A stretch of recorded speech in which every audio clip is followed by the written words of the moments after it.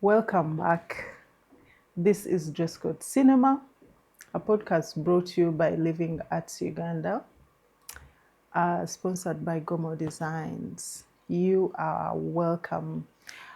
In this space, we talk about costume design, fashion, film, theater, culture, name it all. We go into the detail.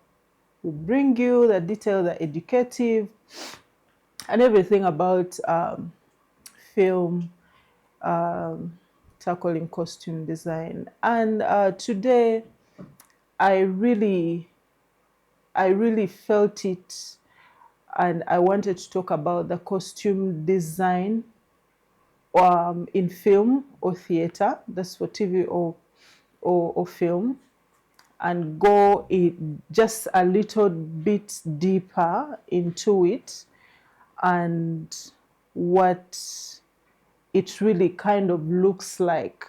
Yeah.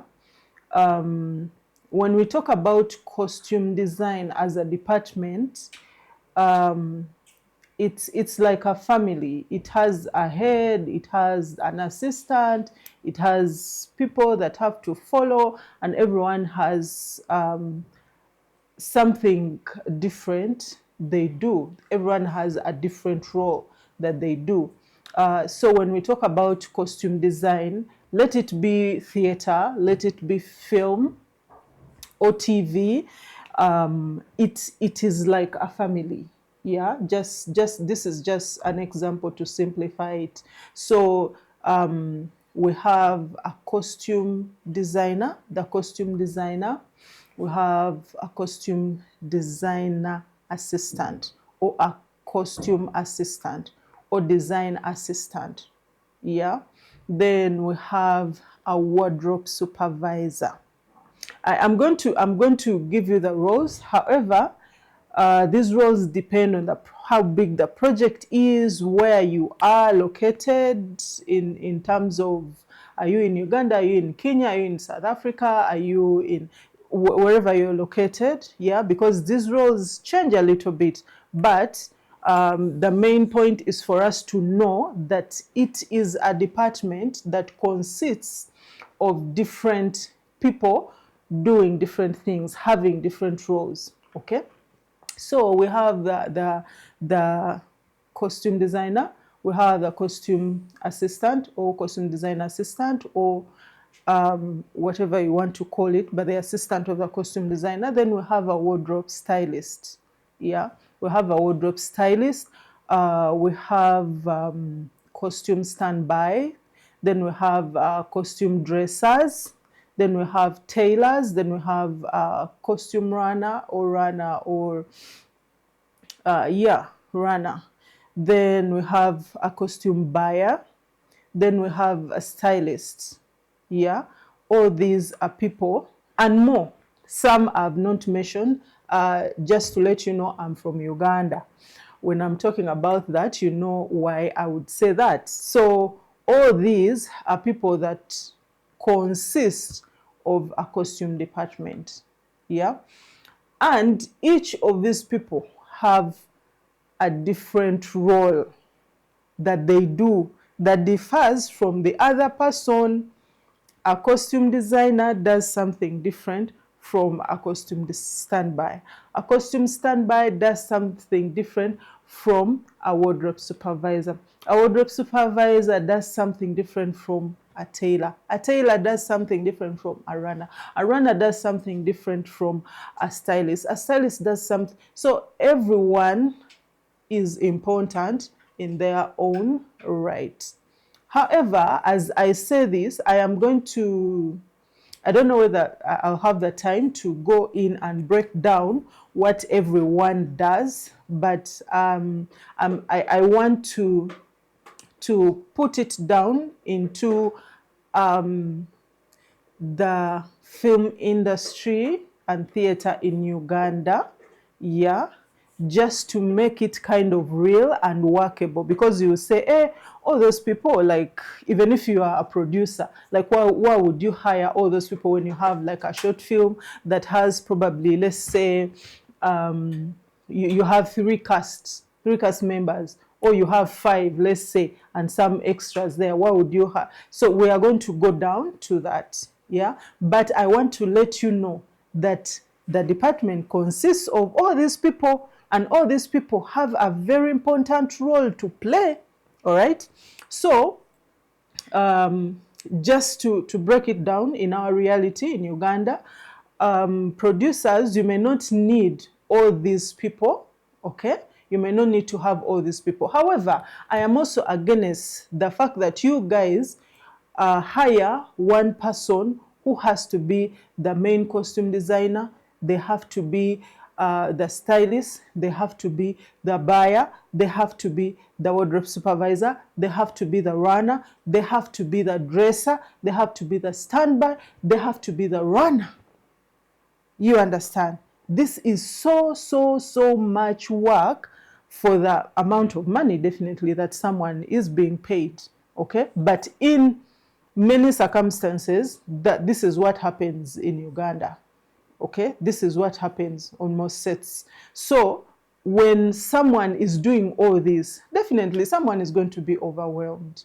Yeah, someone is going to be overwhelmed. That's why you find that most sets don't go as smoothly as you would expect in terms of the costume department. You understand? Because if someone is the one, is the head, for example, they are the head, they have to create, yeah, they have to master the story, break down the script, they have to oversee and overlook the whole department. They have, like, for example, they have 18 cast members or 20 cast members. Those like are the leading role and supporting roles, okay? They have to dress them, they have to think for them critically in the different style personalities that have been given, yeah? And the same person has to supervise the wardrobe, yeah?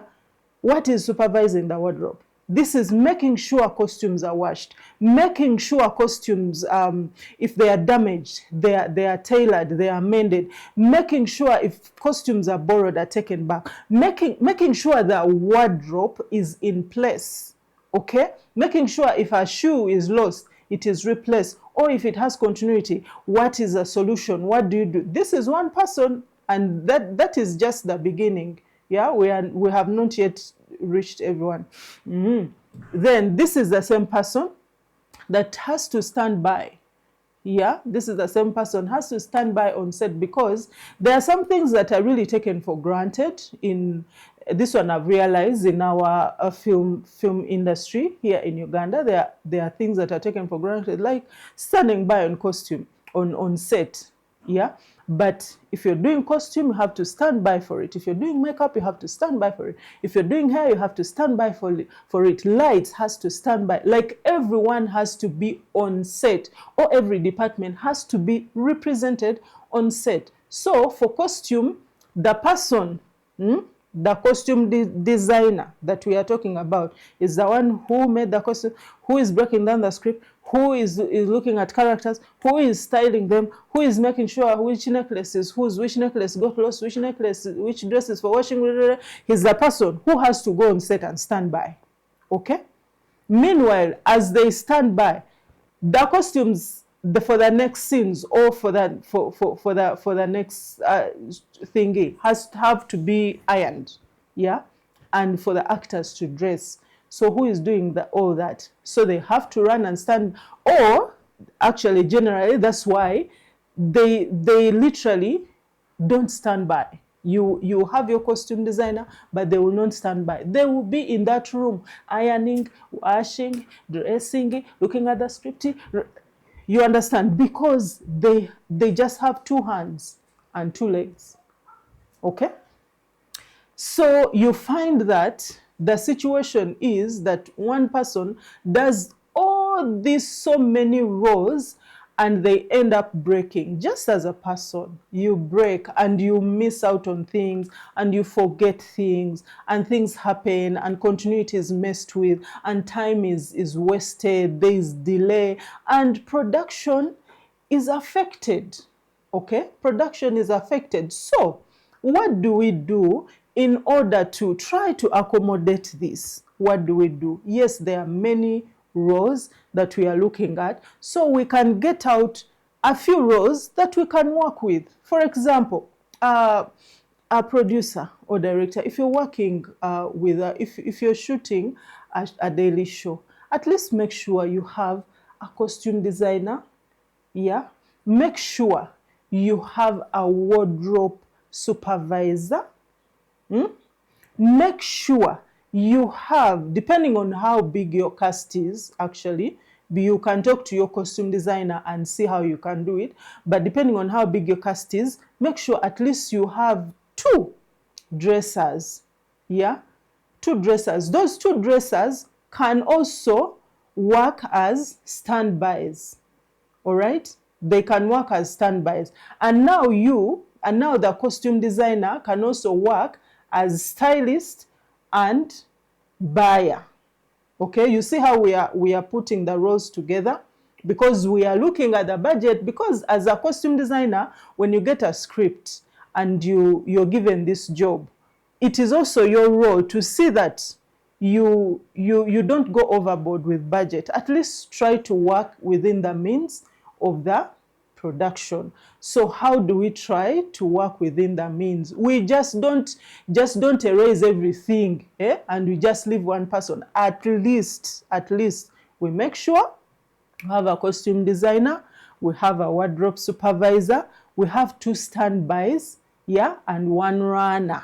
Okay, 1 runner, that is the person that is going to help in making sure costumes are washed, because the wardrobe supervisor, yes, is there, and they sort costumes. Maybe for the next day they sort costumes that are old, so costumes that maybe need tailoring, or buttons buttons went off, or the zippers died, or what. They make sure all those small things are fixed, and they make sure costumes are washed. Maybe this actor did this and thing is spilled on them, and they make sure it is soaked, and all those things, and they make sure if you have rented things, they are brought back or taken back, or things are for dry cleaning, like things like that. Because now you can't let the costume designer do all that. It is going to be overwhelming. You have usually big daily shows have what? A big cast. Okay,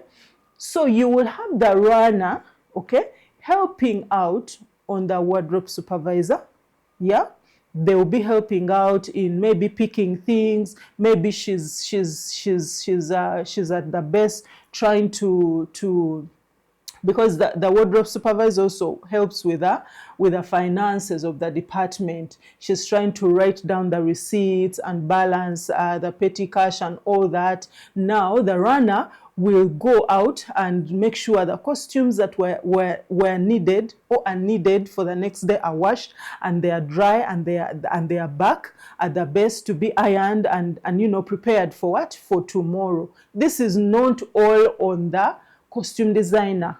Okay, the wardrobe supervisor has to have the vision of the costume designer at heart. They have to know that this is important, this has to be done by this day. They also look at deadlines. They also have schedules. They have sheets. They have that's a whole other story of another day. But today we are looking at the costume department and what is in there and what is necessary. So if we break down, looking at our productions, looking at finances, cutting costs, we are trying to say that, okay, let's have a costume designer, let's have a wardrobe supervisor, let's have 2 dressers that will work as standby, and let's have a what? A runner. And when you have a costume designer, they are roles, they are things that a costume designer is going to do. I think we shall have to get into that, because they are not really small things, few things. The costume designer, they will prepare, they will break down the scripts, they will create, yeah, they'll create. They are the main people that have the vision, because they share with the director. A director shares with them their vision, and they create these characters. So they have the vision, okay? And they oversee the department. Yeah, they are the overseer of the department. So they create for the characters.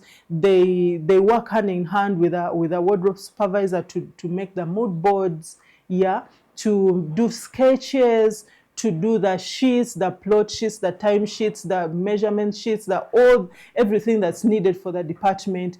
In this case, they can also style, because now we said we just have a costume designer, we have a wardrobe supervisor, two standbys or two dressers and a runner. So the costume designer is going to also do the styling, but when the production is big and the finances are there, there is also someone who is called a stylist. A stylist is someone who works hand in hand with a costume designer to make sure that the style that the costume designer wants to pull off comes to life.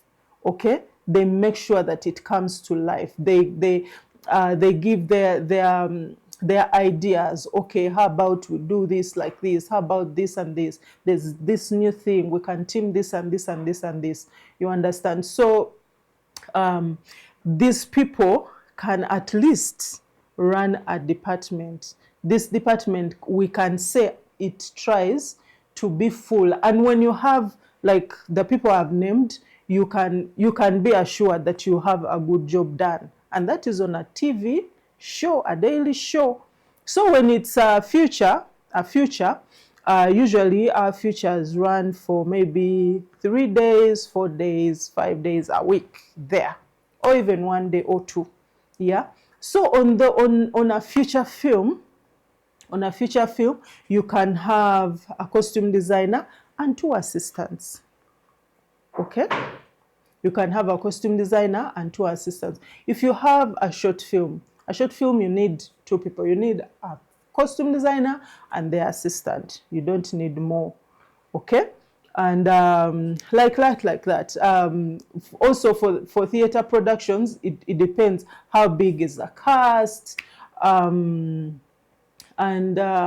Yeah, really for theater, it really those are the determinants. How big is the cast? How many people do you need to dress? Because now for theater, it is not like short scenes that are cut into, like short scenes. It's one long play, whereby everything has to be done at the same time. Everyone has to dress at the same time. Every day, iron, wash, clean this. This zip has died. Who can sew it? You understand? So you need to know that you have a team that is going to pull off that. You do not want to take your cast on stage when they are half dressed, or when you want the vision of the costume to be alive. You want the story to be carried in its entirety. So you want everything in place. So for a theater production, you might need a number of costume and assistants depending on how big the cast is. However, my emphasis is that we as costume designers, we should try as much as possible to get this knowledge, and also know that when I'm given this kind of project, this is the amount of assistance that I need. Okay, then you know that I need this person and I need this person. If it's this kind of show, I need this person and this person and this person, because it's for your own good. It's for your own good. Ladies and gentlemen, thank you so much for listening to me. And this is a podcast, Dress Code Cinema, brought to you by Living Arts Uganda and sponsored by Gomo Designs. Until next time, please tune in. Bye.